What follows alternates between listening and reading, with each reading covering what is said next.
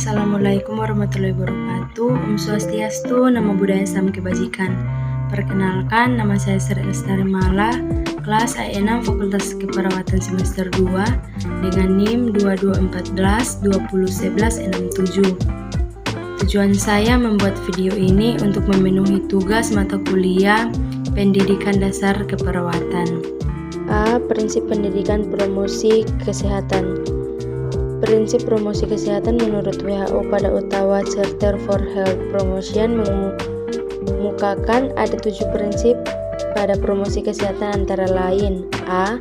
Pemberdayaan, yaitu cara kerja untuk memungkinkan seseorang untuk mendapatkan kontrol lebih besar atas keputusan dan tindakan yang mempengaruhi kesehatan mereka. B. Partisipasi, yaitu di mana seorang mengambil bagian aktif dalam pengambilan keputusan. C. Menyeluruh, yaitu memperhitungkan hal-hal yang mempengaruhi kesehatan dan interaksi pada dimensi-dimensi tersebut. D.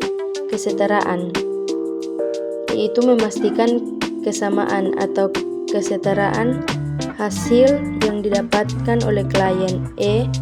Antar sektor, yaitu bekerja dalam kemitraan dengan instansi terkait lain atau organisasi. F.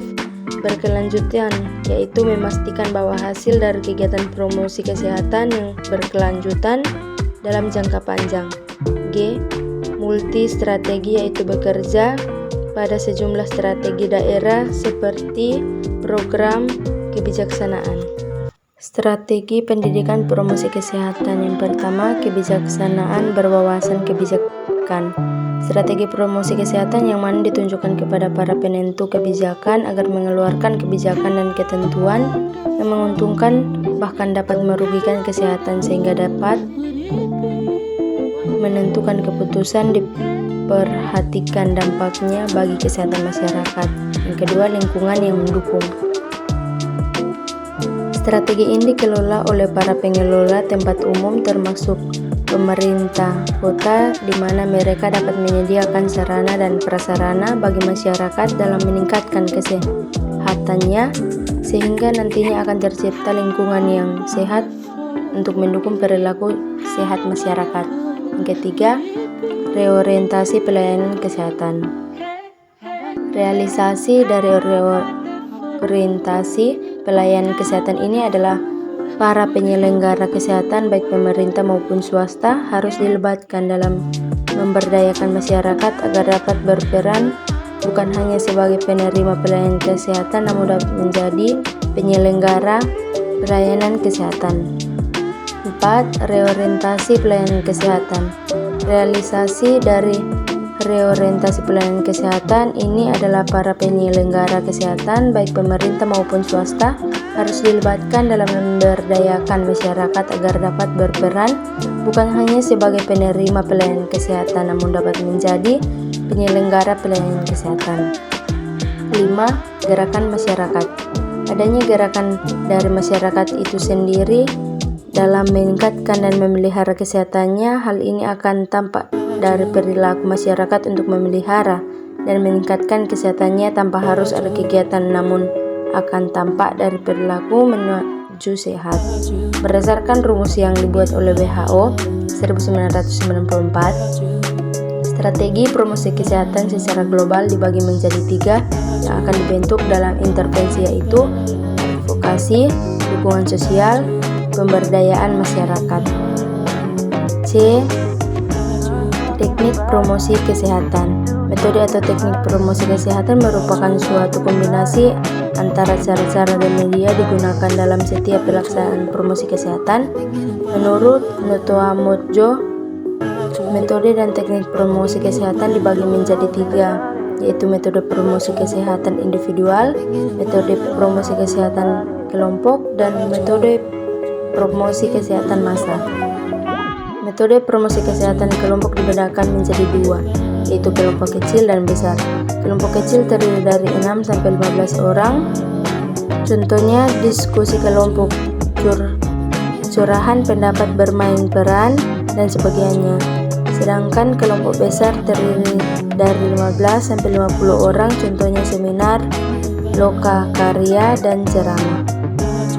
Asrama memiliki kelebihan diantaranya adalah mudah berorganisasi sehingga relatif efisien dan sederhana. Waktu dapat dibatasi dalam waktu singkat, dapat memberikan banyak informasi, dapat menjangkau audiens dalam waktu bersamaan, dapat dilakukan secara sistematis dengan menggunakan macam-macam alat bantu, dan dapat mempengaruhi suasana emosi peserta. Metode ini cocok untuk sasaran pendidikan tinggi dan rendah. Metode ini cocok untuk memperkenalkan suatu subjek dengan memberikan gambaran sehingga menuntun orang untuk mengambil suatu tindakan, bersifat informatif, dan dapat menghemat waktu karena sebagai peserta dapat memberi pemahaman pada suatu waktu serta dapat diulang kembali jika peserta yang kurang paham. D. Metode promosi kesehatan. Proses belajar mengajar yang efisien dan efektif yang dilakukan dipengaruhi oleh metode yang digunakan. Pemilihan metode dalam pelaksanaan promosi kesehatan harus dipertimbangkan secara cermat dengan memperhatikan materi atau informasi yang akan disampaikan, keadaan penerima informasi termasuk sosial budaya atau saran, dan hal-hal lain yang merupakan lingkungan komunikasi seperti ruang dan waktu. Masing-masing metode memiliki keunggulan dan kelemahan sehingga menggunakan gabungan beberapa metode. Selamat datang di Universitas Pembangunan Indonesia Manado yang terletak dekat dengan kawasan bisnis Bahu Mall Manado. Tempatnya di Kelurahan Bahu, lingkungan 3 Manado, sangat strategis di pusat kota Manado. Dibangun di atas lahan seluas 2,5 hektar, Universitas Pembangunan Indonesia Manado berdiri megah dengan ruangan 7 lantai, terdiri dari ruangan kelas, ruangan kantor, perpustakaan, laboratorium komputer, laboratorium keperawatan, pengadilan semu, dan laboratorium bahasa, kantin, serta rooftop di lantai atas. Universitas Pembangunan Indonesia Manado memiliki 6 fakultas dengan program studi, yaitu Fakultas Pertanian, Prodi Agribisnis, Fakultas Hukum, Prodi Hukum, Fakultas Teknik, Prodi Teknik Elektro dan Teknik Sipil, Fakultas Ilmu Sosial Ilmu Politik, Prodi Ilmu Politik, Fakultas Sastra, Prodi Sastra Inggris, Fakultas Keperawatan, Prodi Ilmu Keperawatan, dan Profesi Nurse. Didukung oleh sumber daya manusia yang berkompeten dan tersertifikasi, Universitas Pembangunan Indonesia Manado memiliki dosen dan tenaga kependidikan dengan latar belakang S2 dan S3 lulusan dalam dan luar negeri.